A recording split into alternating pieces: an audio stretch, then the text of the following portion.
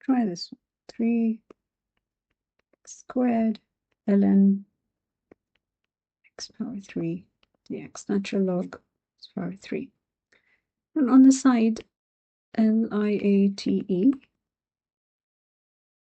consider the L stands for log or natural log, inverses, A stands for algebra, T is trigonometry, and your E is exponent. That tells me sort of the order, and I stop my grid again because the integration by parts formula UV is memorized, but again, not knowing which piece goes where, so I start with a visual. Here's my grid. L would go first, so I would do natural log goes here, 3x squared goes there. Then find the derivative, ln, so that'll be 1 over x power 3 times 3x squared. And let's simplify that a bit. This would cancel. This gives me 3 over x.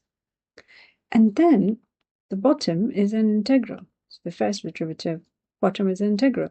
The integral of 3 squared is 3x power 3 over 3, which cancels, so it's x power 3. Then comes the multiplication, was there before, and do an integral sign and multiply those two things that I just found times x power 3 dx. And that I can sort of simplify. 3x squared, integral of 3x squared is 3x power 3 over 3, with the 3 getting cancelled. Also, cross multiply, and the cross is from here to here. The integral answer for integral by parts is ln, natural log x power 3 times x power 3 minus